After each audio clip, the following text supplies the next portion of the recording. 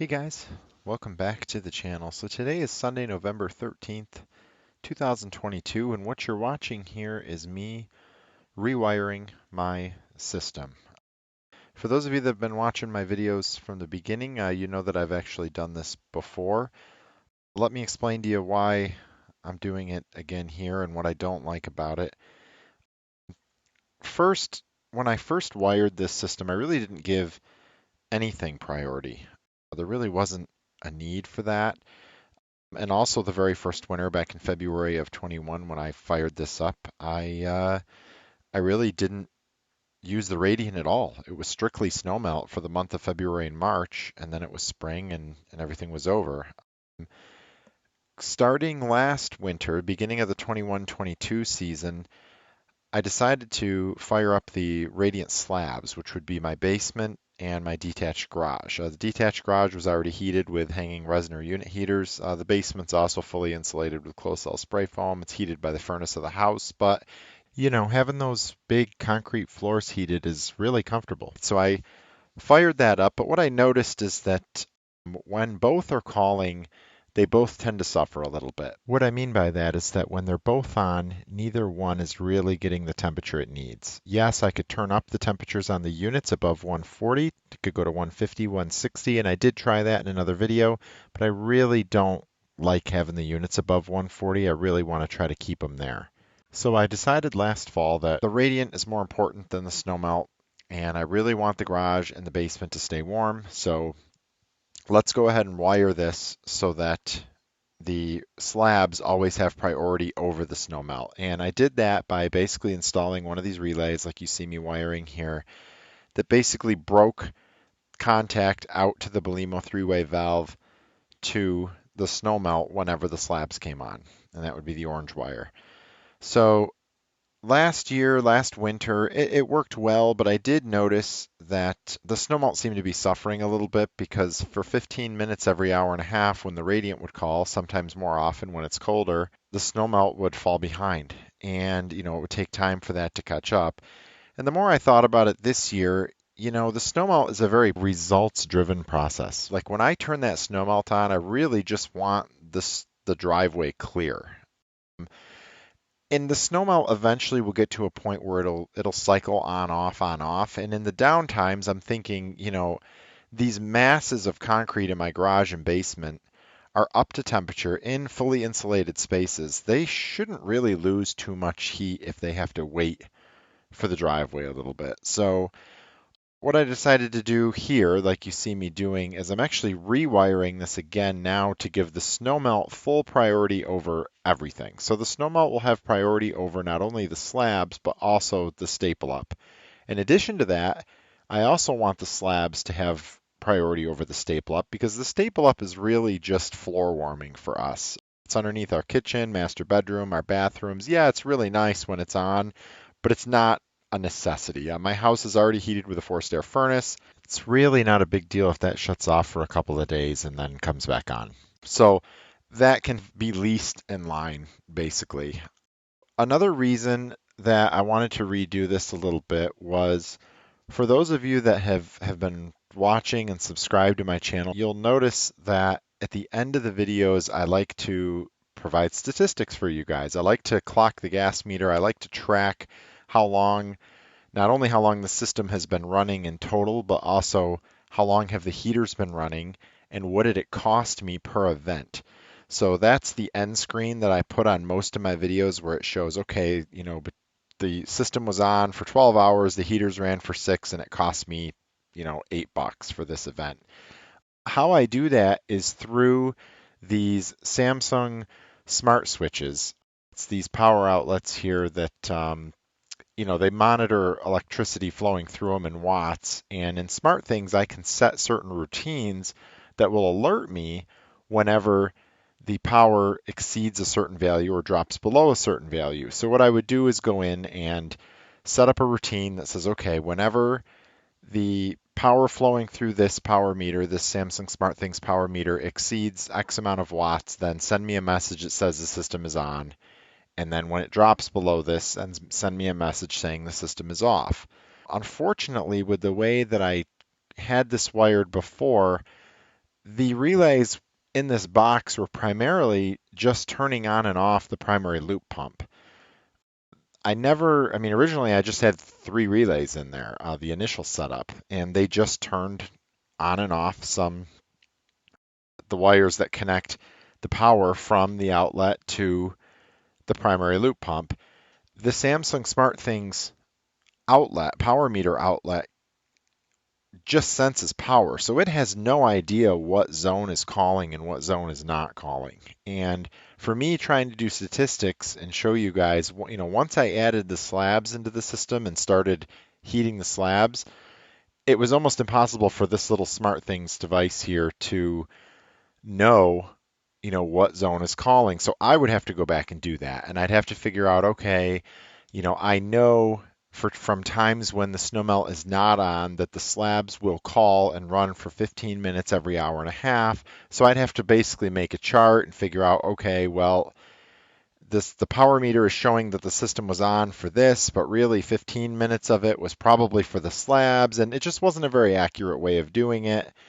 So what I decided to do was I picked up two more of these power outlets. Now, I do believe these things have been discontinued now by Samsung, unfortunately, but I was lucky enough to grab, I think, another one or two of them on eBay a year ago, and so I've got three of them. So some of the relays you're seeing here, all the black relays you see there are for the neutral, and the gray immediately to the left of it is for the hot.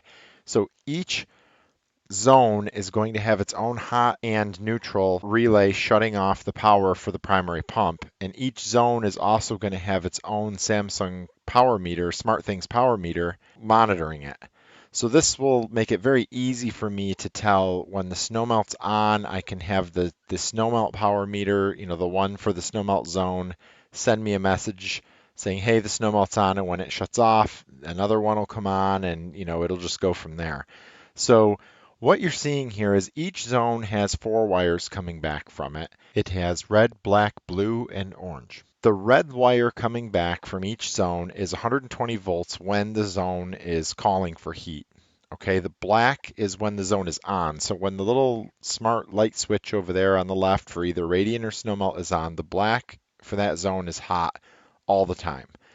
The blue wire is neutral, and the orange is power that goes back to the three-way valves.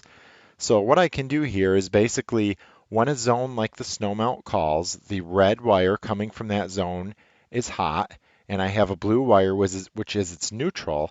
I can wire in these relays to do several things. One, turn on the power for the primary loop pump, both the hot and the neutral, that will flow through that Samsung SmartThings power meter and energize the primary loop pump. In addition, you'll see like the blue wires and the red wires daisy chain there. What I can also have it do is, number two, turn off or break the orange wire for the other zones. So turn off the slabs and turn off the staple up. So if the slabs or the staple up are on, me energizing the snowmelt will break that wire.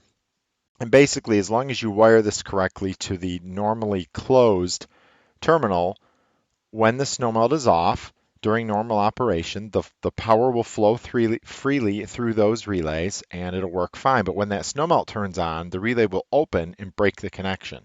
Same thing for the slabs, and that's how I'm doing this. And that's why if you look progressively from left to right, the left is the snowmelt, has two relays. That's just for hot and neutral. Turn on the power from the primary pump going through the power monitor. The second one over is the slabs. The only thing that can turn the slabs off is if the snowmelt is on. And then third over, there's four relays, and that's because they have least priority. That's the staple up. The staple up has its own relays for hot and neutral. It can also be turned off if the slabs are on, and it can also be turned off if the snowmelt is on. So any one of those things are energized, the relays are broken. Not broken, but the connection is broken, and that's how I'm basically controlling this. That's why there's so many relays. I think this is going to work out a lot better. It should allow me to more easily track things here with my monitoring and figuring out this for you guys, putting that at the end of each video. And it should also help with monitoring. So yeah, with the power. So anyway, yeah, just thought I would show you guys this. let's fire it up here now. I'm just about done in this video, and I will do some testing, and I'll let you show you guys exactly how it works, and we'll go from there. Okay guys, so let's do some testing. I think I'm done wiring. Let's do a little continuity. Actually, let's check for voltage first. So let's check across these relays. Boom, boom. I have nothing. Let's turn the Snowmelt relay on. 120 volts, perfect. Okay, the slabs are in the middle. Boom, boom, nothing. Okay, 120 volts. And the staple up. 120 volts. Nothing. Okay. So that's working as expected. So the power comes in from this outlet, comes in and feeds each hot, neutral, hot, neutral, hot, neutral. Snowmelt, slabs, staple up. Okay. The power should stop there because it can't get through the relay right now because the relays are not energized, and I have it on the normally open pole. So these are normally open, so the circuit is open.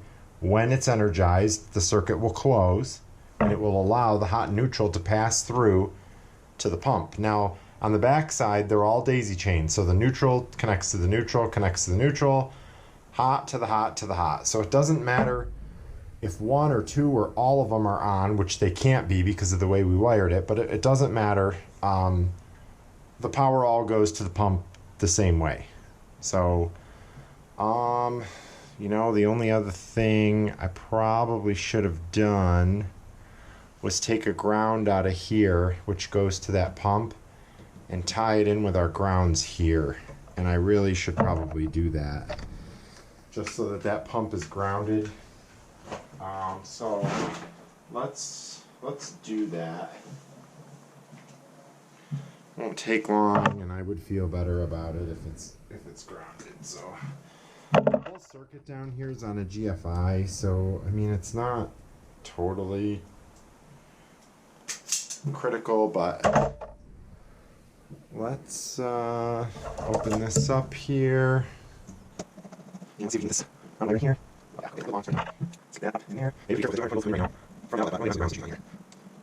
Everything else in here is dead, but I do have power coming in on these two right here, hot and neutral, from this switch. Now when I was wiring this in the video, I had the GFI tripped, so there was no power here. But let's go ahead and open up this ground here a little bit.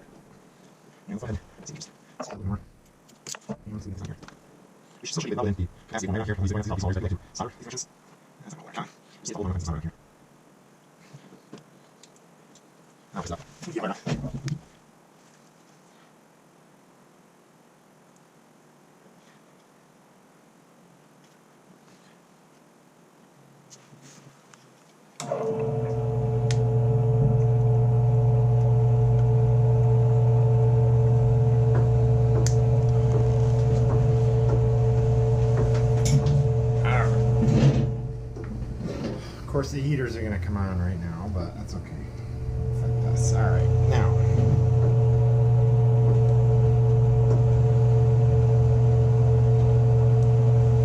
Ooh, wires are hot.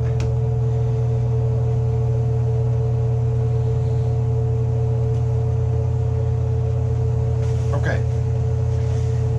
Now, should be able to do a little test here. So the grounds do pass through to the SmartThings switches, but then they stop. There is no ground at the relays, so that ground passes through. So if we just double check here,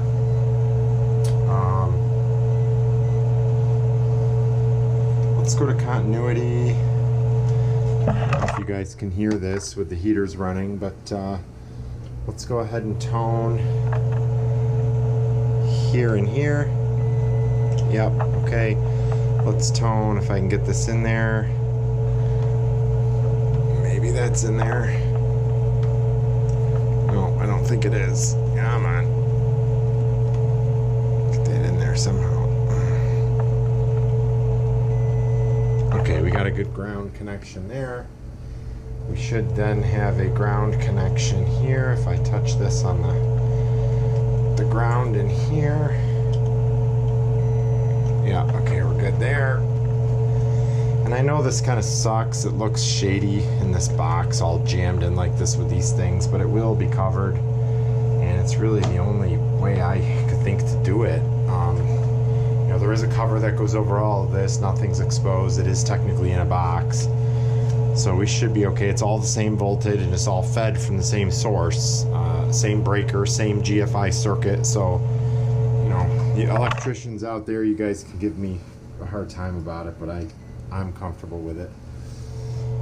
Okay, let's do another continuity check here and let's just test some things. So when the Snowmelt comes on, there will be power coming in on this red, which means, yep, that should open, this should, or I'm sorry, that should close, this should open. Nothing, that's good. Yep, that'll open that relay. Nothing, okay.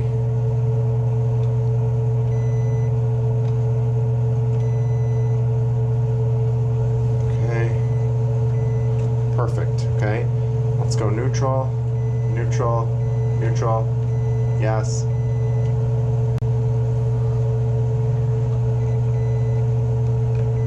Neutrals should all be okay. So we got good circuit. Now we can actually test the ones behind back there. Why don't I have a tone there? Shouldn't I have a tone on that neutral?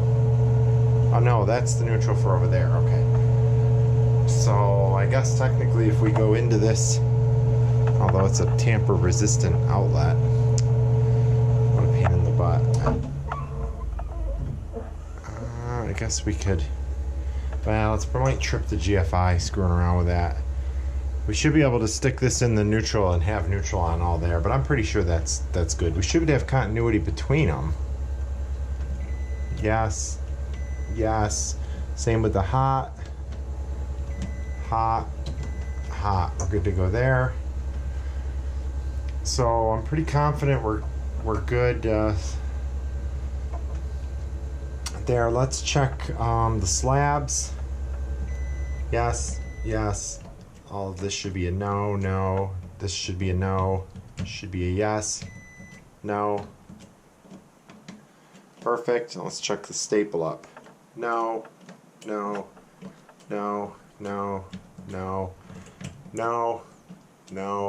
Yes. Yes, perfect. Okay, I do believe that is wired correctly.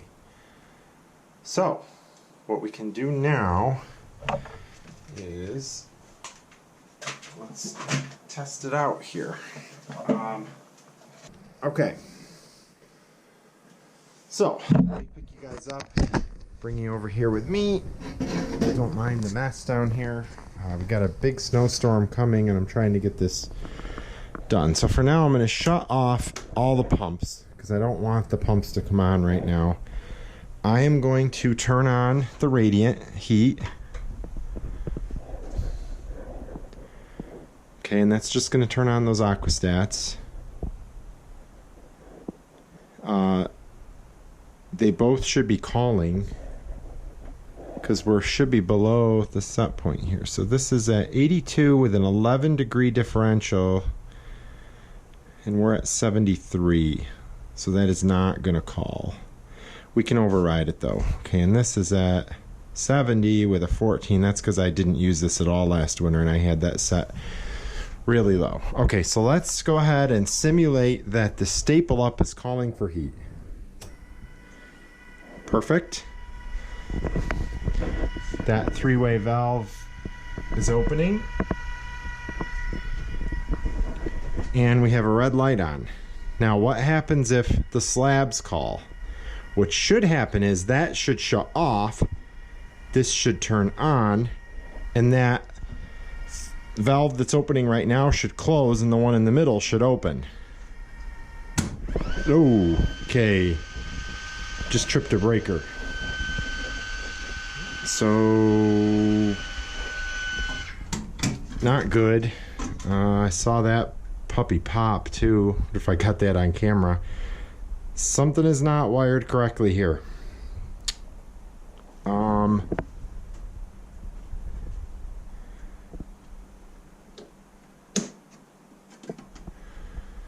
Okay. Let's figure out what just happened with that. It must be I'm guessing it's something inside this switch over here. Alright, I'm gonna turn the video off, maybe open that up and take a look and see what happened there, but that should not have done that, obviously. So we got a direct short to ground, I would guess, somewhere, and that's not good. So I'll be right back. Okay guys, I found our problem. Simple mistake on my part. So because the slabs had priority last winter, I never had to wire the orange wire coming back and switch that over to the Belimo valve. So if you look in here, that is still grounded. That orange is still going right into that ground. So when we went ahead and just flipped this switch, boom, you got a direct short right to ground, and it popped the breaker. So let's go ahead and fix that. Okay guys, so I fixed that grounding issue and turned everything back off, flipped the breaker, it immediately popped again. Well, that was before I fixed it. So my daughters are ready to take showers after swimming right now. I've got to get this back on so we have hot water for them. So I thought, okay, I'll just turn the switch back off and turn it back on, turn the breaker back on while I'm working on this, and it immediately popped. Ultimately, I determined that I think when I flipped this switch, I'm pretty sure it blew up this switch. Right now, I have continuity across this switch. I don't know if you guys can hear that, but no matter what position it's in,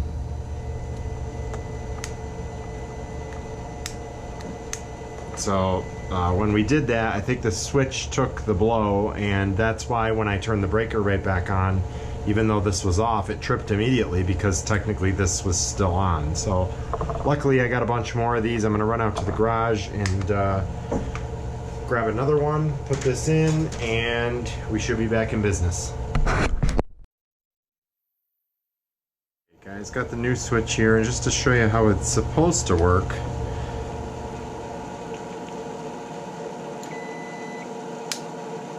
should have no continuity when it's off. On, off. The other one was continuity no matter what, so obviously when I did that it blew up the switch. No problem, that's why we buy extras, and we're going to throw this in right now. Over here. The other thing we can do too is to test this out with the multimeter before we go throwing this back on, just to make sure. I'm like 99% confident that the other two are wired correctly. I know the staple up is because I checked it, and I'm pretty sure in my other video on this the slabs are, because I showed it in that video how I did it.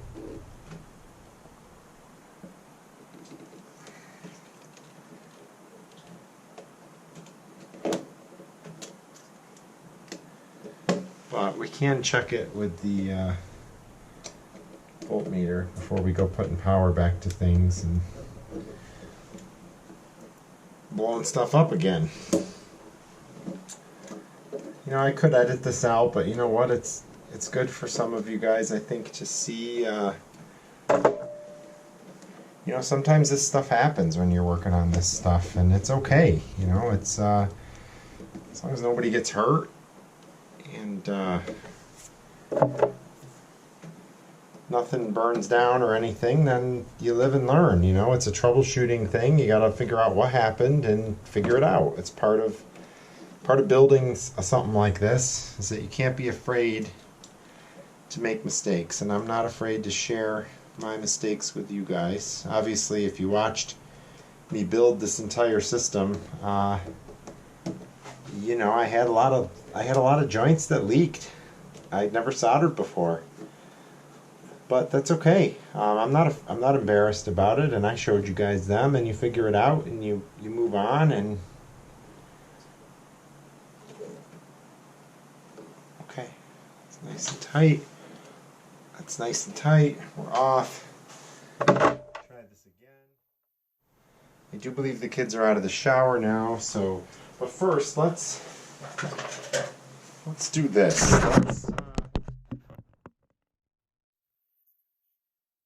Like this. So I'm going to put my voltmeter here still on continuity. Okay, and I'm going to go ahead and clamp. This will reach to the ground.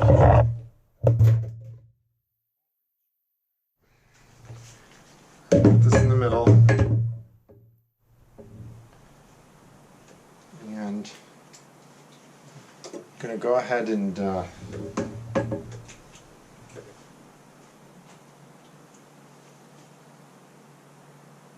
going to clamp to the ground.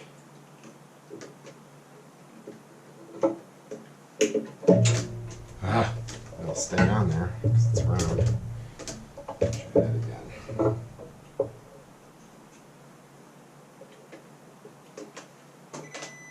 Okay, so that's ground.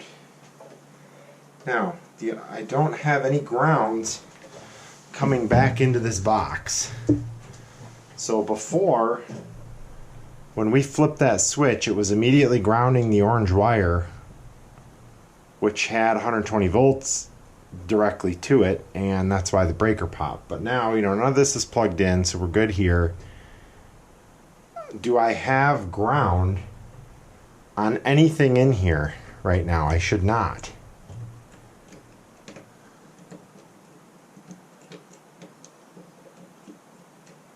And I should have checked this before. I got excited because I really want to get this on. I want to get the garage radiant on in the basement. So it's got at least 24 hours to fire up before this snowstorm comes, because as we just wired it, the Snowmelt's going to turn off the radiant. Okay. No ground.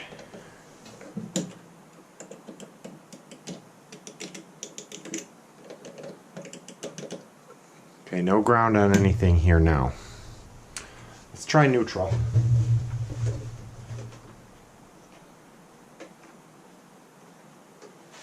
Okay, so we're on the neutral there, which means we should have neutral on everything here.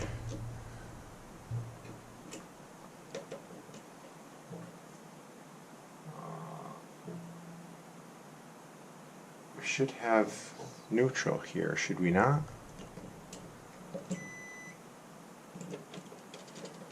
Why do we not have neutral here?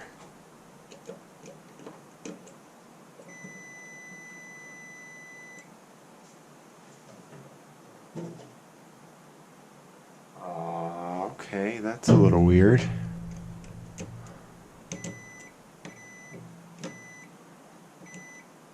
Oh, because that's a Snowmelt. That's off a different plug. So we're only going to have neutral on the radiant circuits, which should be this, that's Snowmelt, so we should not. Yes, yes, yes. Okay, we should not have neutral on any hots.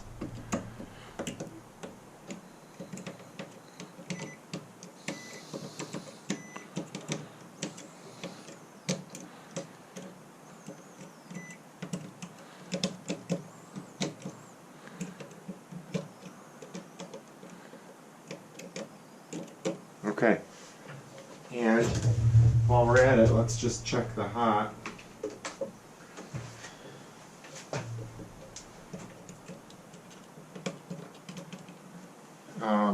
We should not have hot on anything because it's not calling, but if we flip the switch,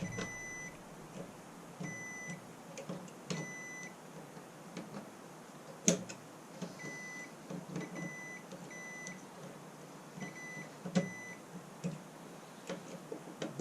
we do not have hots on our neutrals.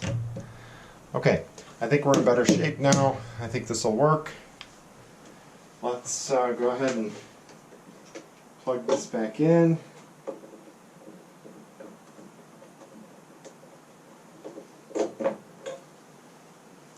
Okay, radiance in.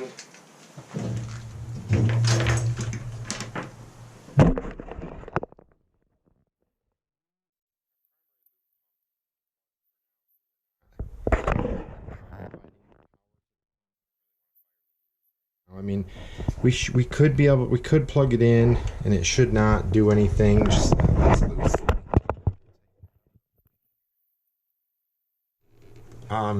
it shouldn't fire because the SmartThing switches should all be off. But you just leave it unplugged. It's probably the best way to do it.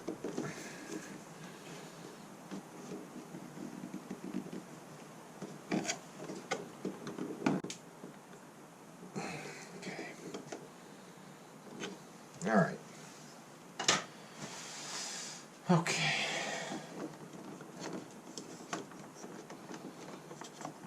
Try this again.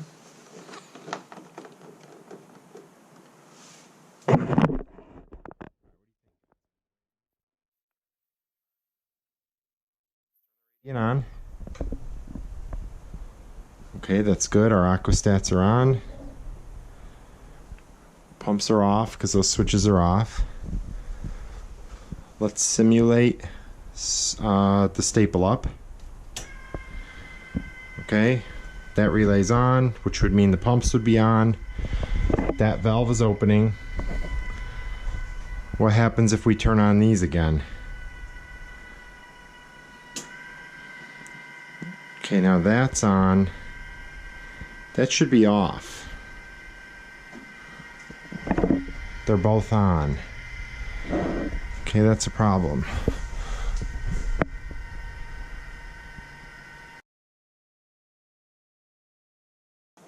Oh, wait, that's pulling from here. Oh, because the switch, you can't use the switch because the switch, when it's in bypass, it's fed on the back side. So, all right, we can't use the override. The override switches even override the aquastats. So we need to do this from the aquastats. That makes sense. And that's that's actually how I designed it. I'm just not thinking here. So, all right.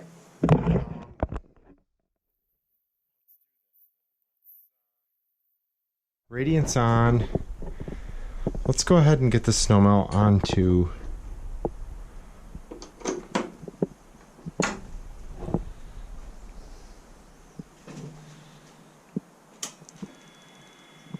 okay. Snowmelt's on. And that works as designed. Okay. So let's go ahead and set these. So remember that this was at 82. Let's go ahead and set it to like 102. Okay, now that's calling.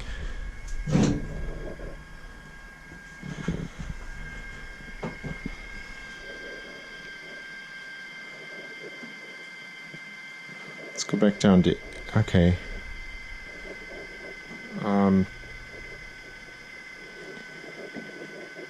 Let's go back down to 82. I want to remember that number. Okay, now let's what happens if we turn this on? So this is set to 70.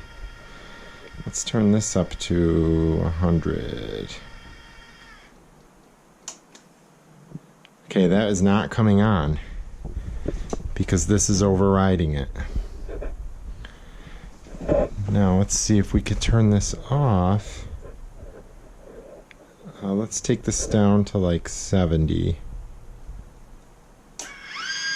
Yep, so now that's coming off, this is coming on. Off, on. Okay, so we're gonna go from least priority to most priority. Right now, Staple Up has the least priority. It's calling. We're gonna let that call. Now we're gonna turn this back up to, we'll call it 82. That might not be enough. We'll probably have to go back up to 100. What's going to happen is this is going to close, this is going to open. Yep. Off. Now this is on. Now the Snowmelt is set to 80. Let's set the Snowmelt up to 100. So what that should do is turn on the Snowmelt and turn off everything else. Yep, Snowmelt's on. This is opening, this is closing.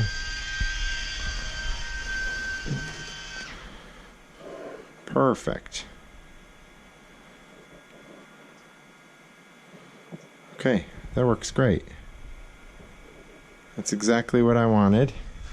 So let's set this back to 82.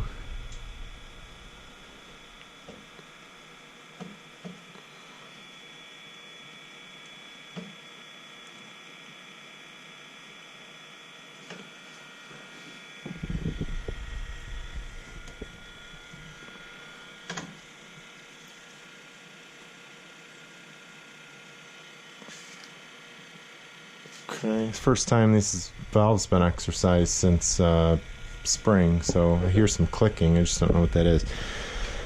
Let's set this back to 80 where it was. And this should be off. The only one that should be on right now is this one. Actually, let's set this below. Let's set this down to like 70.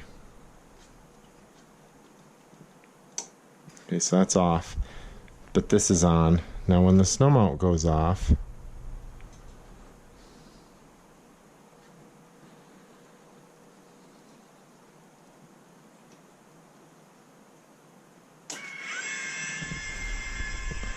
then that last one comes on. Okay. So we're in good shape. The only thing I need to do now is I've got these all assigned in SmartThings. I just need to set up the routine to text me with the, you know, when each one comes on and when each one goes off. And I can show you guys that real quick. Let me set this camera up and I'll be right back. Okay guys, so I've got the SmartThings outlets all on. They're all programmed, so they should send text messages to my phone with the on and off times independently of each other. So to test that, what I'm going to do here is I'm going to come over here and I'm going to turn on the one with the lowest priority, which is the Staple Up. So let's go ahead and bump this up to 100. 100 degrees, set. Boom. Instead of the pump plugged in, I just have a light plugged in to draw some power that'll trip the text message, and you know, and I really don't want the heaters firing off and on right now a ton of times. So it did send me a text message, 8:35. It's currently 8:35, so Staple Up is calling for heat right now. Okay, let's see what happens when we go ahead and we set this from 82 up to 100.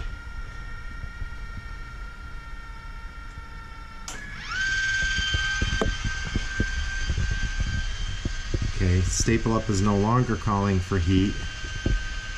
But we should get one that the slabs are calling for heat.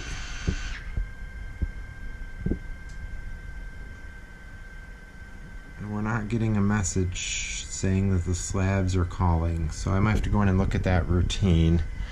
Make sure I have the right wattage. The problem is I had it set for like 10 watts. This light bulb is an LED. It only pulls like 4. So I had to go in and lower some of the parameters. But anyway, let's take the Snowmelt now up to 100. 100, boom, boom, boom, boom. Okay, Snowmelt is calling and the slabs are no longer calling. Okay, so the only message we didn't get is that the slabs were calling. I'll have to go in and look at the routine and smart things to make sure that's set up correctly. But okay, so now let's say that we're satisfied here, so we're going to take this back down below the current temperature, so we'll set it at 70 first.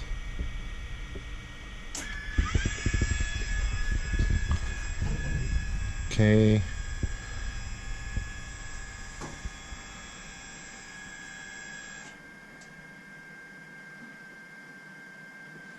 Now we got a Snowmelt is calling for heat again. I don't know why we would have a Snowmelt is calling. We should be getting slabs, so I've got to look into that. Again, I think it's because I have the wattage. This light bulb is so close that normally that pump pulls, 100 watts or more. So I usually have it set a little higher, and I think because they're close, it's confusing it. But anyway, let's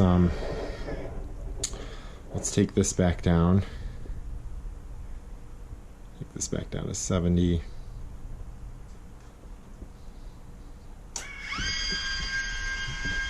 Okay. Staple up is now calling and the slabs are no longer calling.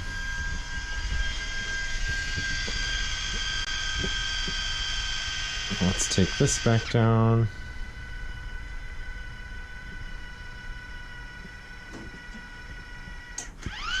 Now the whole thing's off. And staple up is no longer calling. So, okay, we should be good there. The only thing I have to figure out is why the slabs were not saying they were calling, and then the Snowmelt didn't say that it wasn't anymore. So I got to go in and look at that. But overall, I think we're good, and it works. So I'm going to go ahead and throw the cover back on here and plug the pump in, and I'm actually going to turn the slabs on. I want the slabs running. I want them to start heating the garage and the basement here. And then tomorrow I'll set the camera up, and we've got a pretty good lake effect snow event heading our way. They're calling for, they're saying 4 to 5 feet over 3 days, a couple of feet Thursday night into Friday. So I will definitely set the time lapse up, and we will see how the system does now that the Snowmelt has priority over everything, and see if we notice a difference than last year's videos, maybe more comparable to the first year.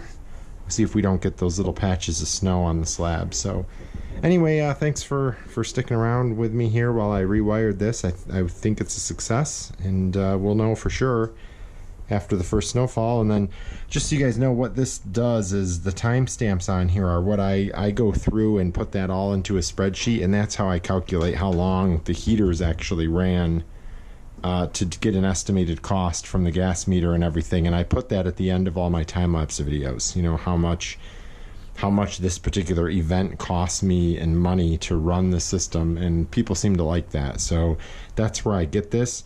The reason I kind of wanted to do a lot of this with these smart things and the relays that break the hot and the neutral is because the way I had it before, like I explained at the beginning, the smart things outlet couldn't tell what was calling. It didn't matter because it was just one wire coming through and going to one pump.